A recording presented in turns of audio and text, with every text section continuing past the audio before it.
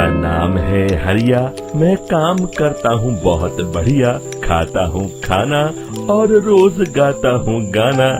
अरे यार, आज तो बहुत देर हो गई। इस खतरनाक जंगल को देखकर तो मेरे हाथ पैर ठंडे हो गए हैं। अगर मैं वक्त पर गांव नहीं पहुंचा तो मालिक बहुत नाराज हो जाएंगे। तभी हरिया को एक आवाज सुनाई देती है। सुनिए हरु जी। अरे, ये आवाज किसने दी? तभी हरिया को सामने कुछ दूर एक औरत खड़ी दिखाई देती है।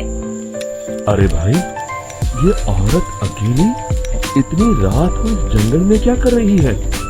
चलकर पूछना पड़ेगा। फिर हरिया अपनी बैलगाड़ी उस औरत के सामने लाकर रोक देता है और उससे पूछता है। अरे सुनिए, आप इतनी रात को इस खतरनाक जंगल में अकेली क्या कर रही हैं? तभी वो औरत मीठी आवाज में कहती है, अरे हरु जी, आप आ गए। मैं कब से आपका इंतजार कर रही थी। वैसे तो यहाँ से काफी लोग गुजर चुके हैं, लेकिन मैं खास आपका इंतजार कर रही थी। अच्छा, तुम सच कह रही हो? मुझे तो यकीन नहीं हो रहा है। वो क्या है ना, आज तक किसी ने मुझसे इतने प्यार से बात नहीं की। हाँ हरु जी, मैं सच कह रही हूँ। अब देर मत करिए और जल्दी से मुझे मेरे घर तक छोड़ दीजिए। हाँ, कौन सी बड़ी बात है, अभी छोड़ देता हूँ। आप मेरे पीछे बैलगाड़ी में बैठ जाइए और मुझे रास्ता बताते चलिए। फिर वो औरत हरिया की बैलगाड़ी में बैठ जाती है और हरिया बैलगाड़ी हाँकता हुआ आगे चल पड़ता है। फिर उस औरत के बताए हुए रास्ते पर चलते चलते हरिया बैलगाड़ी लेकर एक काली गुफा के आगे आकर रुक जाता है। हरिया उस औरत से पूछता है, हाँ देवी जी, आपका घर कहाँ है? यहाँ तो एक गुफा के अलावा और कुछ नहीं है। तभी अचानक वो औरत हवा में उड़ने लगती है। देखते ही देखते उसका सुंदर रूप एक डरावनी चुड़ैल में बदल जाता है और वो जोर जोर से हंसती है। अरे तू तो एक नंबर का बेवकूफ निकला। तू तो बड़ी आसानी से मेरी बातों में आ गया। अरे मर गया रे, ये तो एक चुड़ैल है। हे भगवान बचा ले, ये तो बड़ी डरावनी दिखाई दे रही है। और फिर अगले ही पल हरिया की बैलगाड़ी में रखा सारा सामान हवा में उड़ता हुआ उस काली गुफा के अंदर चला जाता है और वो चुड़ैल भी उस गुफा के अंदर जाकर कहीं गायब हो जाती है।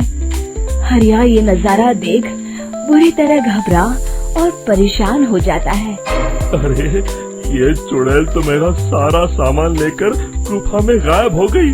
अब क्या होगा? अगर मैं गांव खाली हाथ गया तो मालिक मेरी अच्छी खबर लेंगे। मेरी इस बात का कोई यकीन भी नहीं करेगा। फिर आखिर वही हुआ। हरिया के मालिक चंपक सेठ को हरिया की किसी भी बात पर रत्ती भर भी यकीन नहीं हुआ। चंपक सेठ को लगा हरिया झूठ बोल रहा है और उसने ही लालच में आकर सारा सामान हड़प कर लिया है। फिर हरिया को बेईमान समझकर चंपक सेठ उसे काम से निकाल देता है।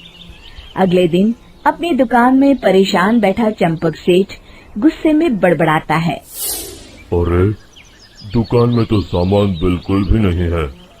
अब मुझे ही शहर जाकर सामान लाना होगा। फिर वो अपनी बैलगाड़ी लेकर शहर चला जाता है।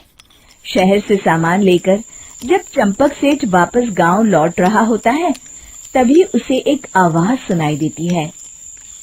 चंपक जी, ओ चंपक जी। अरे, ये तो कोई मेरा नाम लेकर मुझे पुकार रहा है।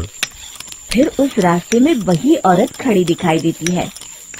फिर क्या था, हरिया की तरह चंपक सेठ भी उस औरत के पास अपनी बैलगाड़ी लेकर जाता है और वो भी उसकी चिकनी चुपड़ी बातों के मुंह जाल में फंस जाता है।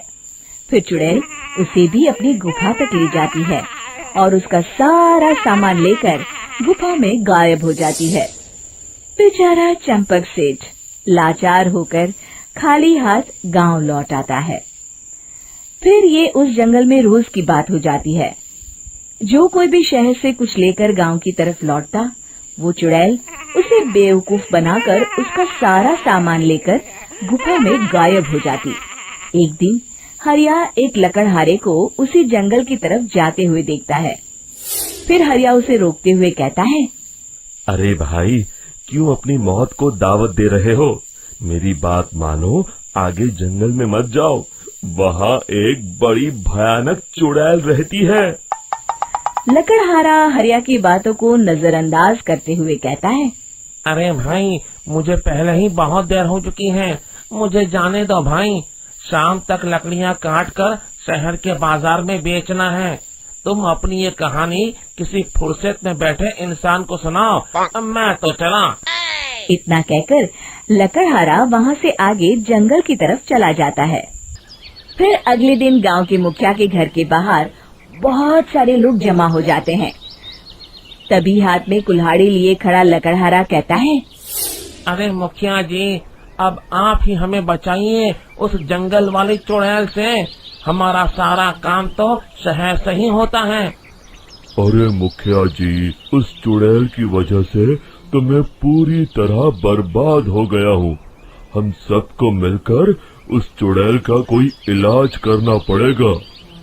तभी भीड़ में खड़ा वीरा कहता है, आप लोग चिंता मत करिए, कल से वो चुड़ैल किसी को नहीं लूट पाएगी। मेरे पास एक बहुत अच्छी तरकीब है।